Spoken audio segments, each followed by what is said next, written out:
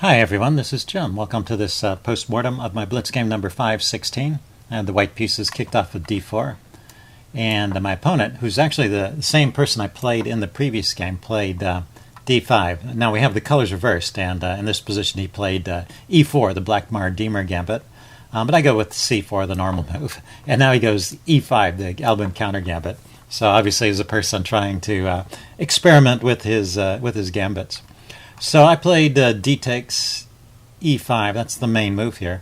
It's interesting. The engine is recommending as an alternative c takes d5, second choice here.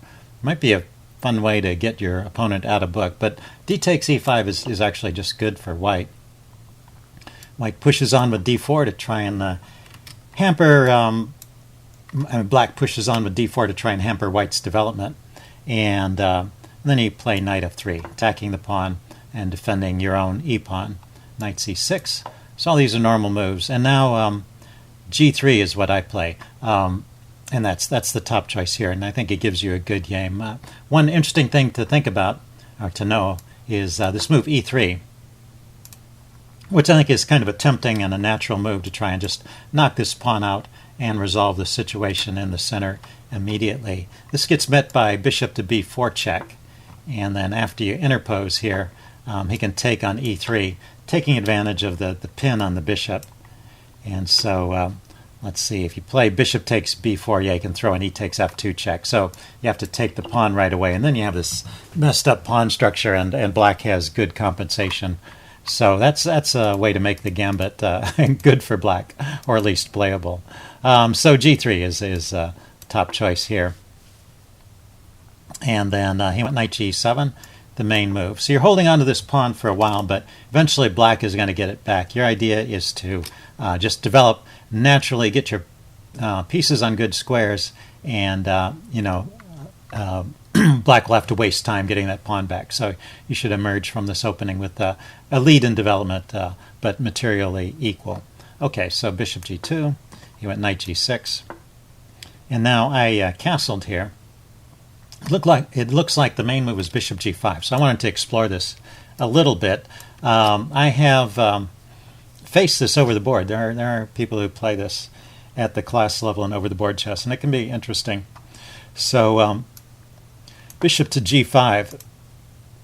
The idea here is that if he blocks with the bishop, then you can take it. And if he takes back with this queen or this knight, then you can grab the pawn here, so you can get the pawn back. So he takes with this knight, and you've kind of gained something. You're holding on to this pawn a move longer, and yeah, so you've just gained another tempo in your development. You go either knight bd2 or castles. So anyway, that's interesting. After bishop e7, the main move here is queen d7, not going for that. And then you can just castle here. I think e6 is still a little bit shaky. Doesn't he have bishop to b4? e6? Yeah, e6 isn't any good there. Surprising that it's in the opening book. But just castle here. And and white should be fine. The queen has been kicked off of a square, and this bishop looks like it's on a good post. h6 to challenge the bishop. And the bishop drops back. This is a funny line, huh? h6, bishop back, and knight takes e5. Yeah, so we get this kind of thing. Knight takes, pawn to b3. A very typical kind of structure in the Albin counter gambit. And you do have some good pressure with this bishop here. You're still going to have to develop the queen side, so you didn't really gain that much in development in that line. You see, it's interesting. Okay, let's go back to the game. He played. I castled here. Which is, I think, a good move. I just like to get the king away from any potential checks. And now I'm prepared to play e3 if I want to at some point, or just continuing with development. And normally it would go knight takes and b3 to shore up the c-pawn. But instead he went bishop g4. So here we're out of the opening book. And I played this move h3, which I thought afterwards I thought maybe was a mistake. But it turns out it's still a good move. My mistake came later. He really needs to retreat the bishop here. After he takes, I should take back with the pawn. That was my mistake. And then this is an open file towards his king. He can actually still grab the pawn, funny enough, because, well, if I try to pin it, it's defended, so he has time to play bishop e7, and then he can castle. Let's see, f4, knight takes c4, yeah. This is not leading to a whole lot, although still with an edge to white, but even stronger after knight takes, because you play the move f4 immediately. Let's see, if he goes for knight to c4, you have queen here check, picking up the knight, so that c4 pawn is indirectly defended at the moment. So the knight just has to retreat. Knight to d7 or knight to g6. Yeah, let's say knight d7. And then, well, he can take on c6 and mess up his pawns, and then grab this pawn. And here you stay a pawn up, and you have a better pawn structure and better development. So looks like a winning advantage for white in those lines. So I didn't see that, but that's, I think, interesting to know, this idea of e takes f3. So instead I took with the bishop, and now he gets the tempo on the bishop. I drop back, and still some edge for white here, but I was starting to feel a little bit uncomfortable because I noticed right here he could take the pawn on c4. I hadn't bothered to defend it. That is one of the moves he can play, but I have a decent counter. If he were to grab the pawn here, then hopefully I would find the move queen to a4, hitting the knight and coordinating with the bishop on the c6 knight. Let's see, knight drops back to e5, and then bishop to f4. Yeah, so I can just keep developing with threats and get an okay position. So I'd be all right here.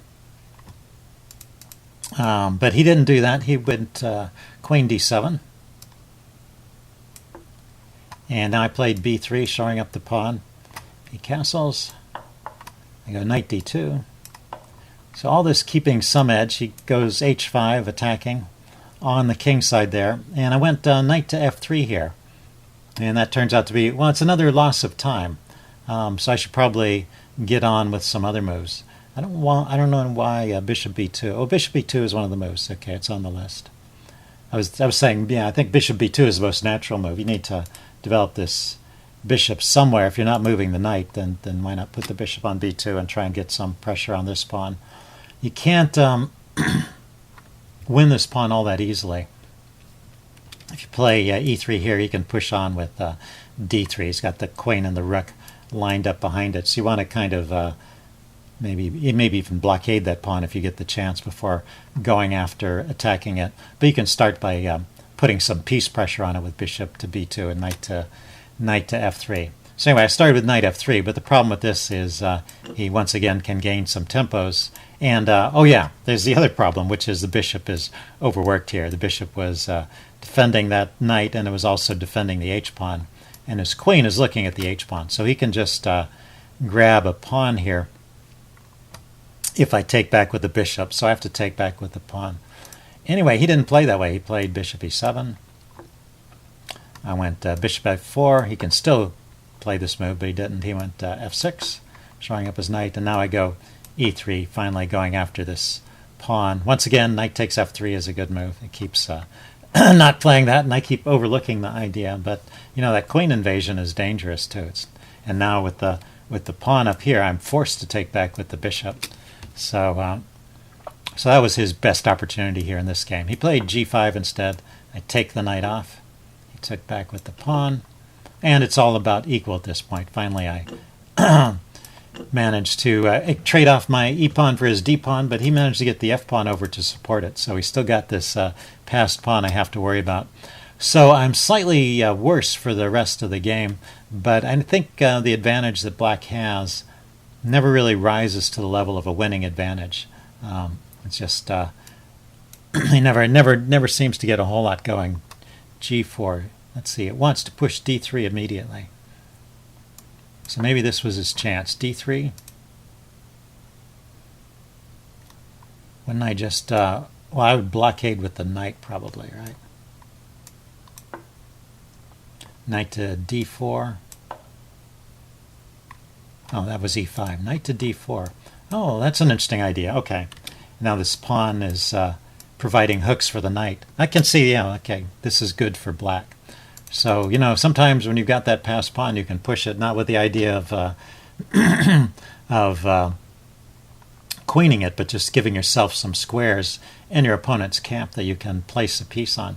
So d3, an interesting move there, very strong.